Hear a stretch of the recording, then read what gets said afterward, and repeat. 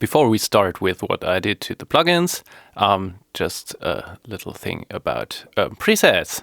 This nice user here, which I don't know how to pronounce the name, was so kind and made presets for Delay Machine 2, which you can find here. And there's a demo video for that.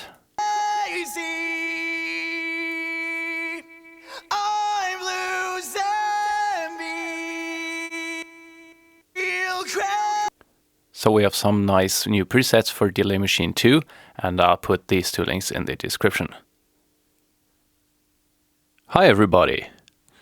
So today we have improvements and some minor new features in some plugins. Let's quickly go through the plugins. Let's start with the MCP Meter. This is the MCP Meter as we knew it before. I'm sending a beep of -10 dB. It shows something near -10 dB and it's blurry graphics and so on. Some people said, could you fix that please? This is the new version. I put that on another channel.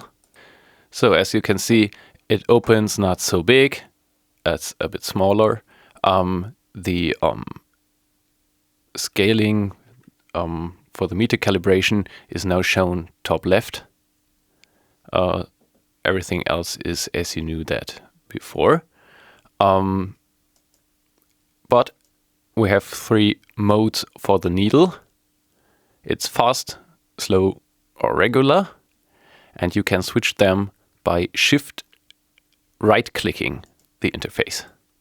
Here's a little LED that indicates overload if you have more than +3 dB.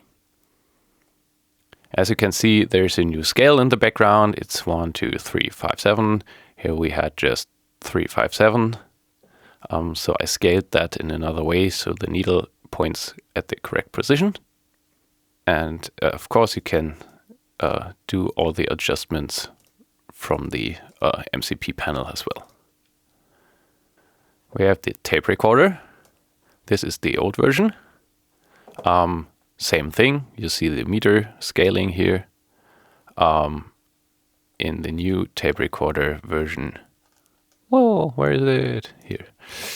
We have the new scale and it points correctly if I turn that on. And it points at 4 dB now. And that's because this is always scaled to -6 dB. Next thing we had, I'm sorry, that is the wrong plugin, was the limiter 2. There were just issues if you put that into MCP support. And you have this LEDs here. We had a bug in the graphics for the metering. That's fixed now. Okay, let's go to the next plugin, and that is the exciter with fat bottom. And here we have a new engine for the fat bottom mode. I turn on a white noise generator for you to see it. Here's the graphics for the measurement, and if I alt-click to see what the frequency selector does, we see there's a roll off depending on what I adjust here, but it still picks up many of the frequencies above the threshold I select. So that was the reason why the Octaver engine did so much of leakage, or how you call it, from the higher frequencies. And I fixed that now. Turn off that channel. We take the other channel and switch on white noise. And go to the exciter And now Alt-click. You see the filter is much more aggressive. So you really only handle the frequency range below the selected frequency here, and not everything up there.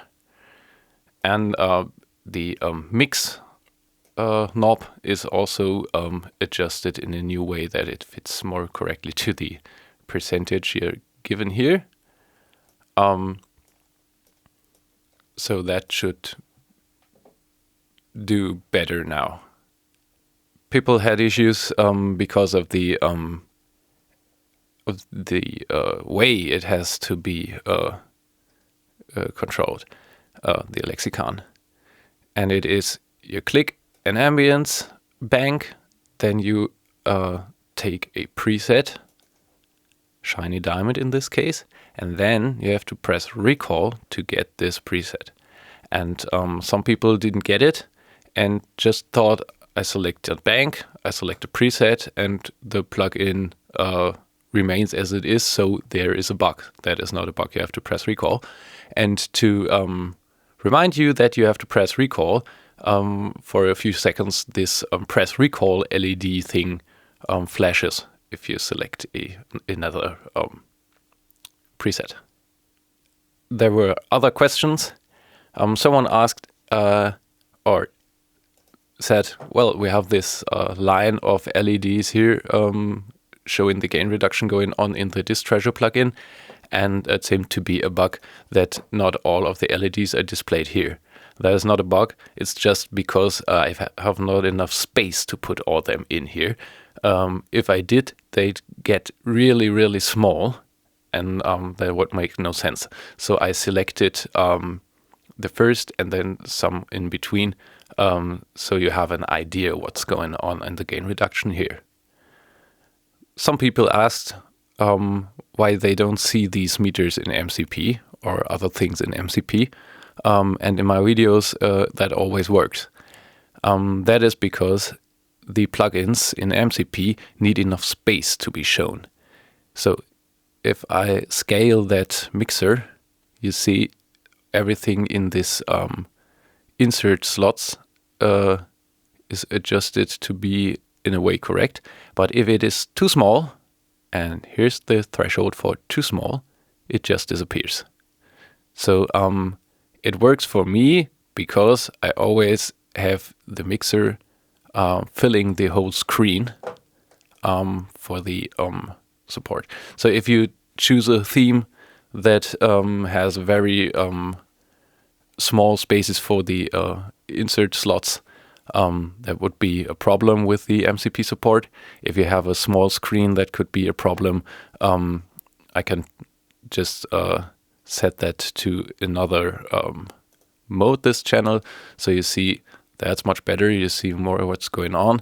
And if I set that to a very small